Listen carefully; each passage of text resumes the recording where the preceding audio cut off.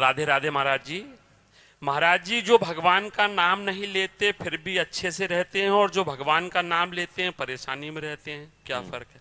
कौन बोला? ये तीनों हाँ, ऐसा देखा भी जाता है। क्या होता है कि जैसे कोई प्रभु का नाम जप नहीं कर रहा और बड़ा लौकिक पदार्थों से भरा पूरा देखा जाता है, सुखी देखा जाता है, तो उसमें हमारे भागवतिक विधान में एक सिस्टम है। जो भगवत मार्ग से विमुख आचरण, पापाचरण, अधर्माचरण करता है और आपको सुखी नजर आ रहा हो, तो उसके बहुत थोड़े पुण्य हैं। उनको भुगाने के लिए पहले हमारे संविधान, भागवतिक संविधान में उसके पुण्य नष्ट कर, क्योंकि जब उसे दुख मिलेगा तो पुण्य उसका सहयोग कर देगा, इसलिए पहले उसके सहयोगी का नाश किया जाता है। उसका सहयोगी जो सुकृत है उसको दे दिया गया। अब वो पापाचरण में और उन्मत्त हो गया।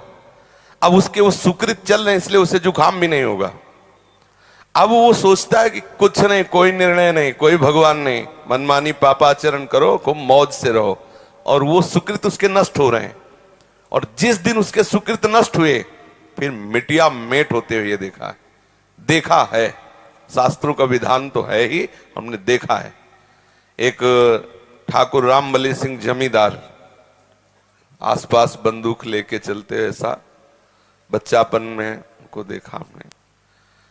वो ऐसे मतलब अपने गर्भ में रहते थे कि किसी को कुछ नहीं मानते थे। एक गरीब ब्राह्मण था जिसकी उन्होंने संपत्ति का अपहरण किया, तो वो गया और हाथ जोड़ा कि लंबरदार, गांव में ठाकुर जमींदार को ऐसे प्यार भाषा में बोले, लंबरदार, आप तो राजा हो, आप तो ठाकुर हो, आप तो जमींदार हो, गरीब ब्राह्मण हैं, उतने से ही परिवार चलता था, आप गालियां बके।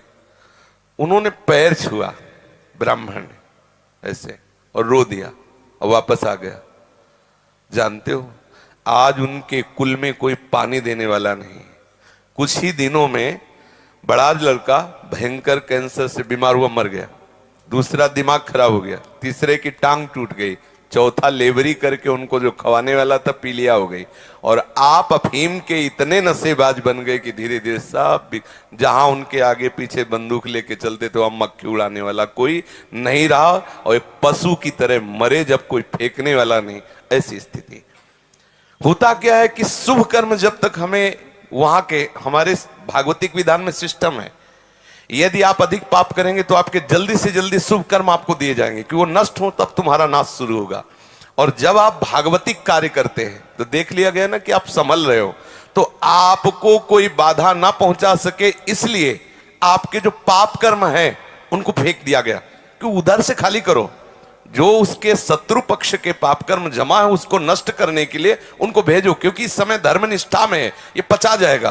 तो उसके पाप कर्म आते हैं और धर्म में प्रबल होकर के उन पाप कर्मों को भोगता है, धर्मात्मा बन के चलता है। जिस दिन उसके पाप नष्ट हुए वो सुकृत और ये वर्तमान के सुकृत मिल गए, उस दिन जय हो जाती, उसकी कोई पराजय सजयती, त्रिभुवन में उसकी जय जयकार हो जाती, और उस पापात्मा का ऐसा नाश होता है, कोई पानी देने वाला नहीं मिलता।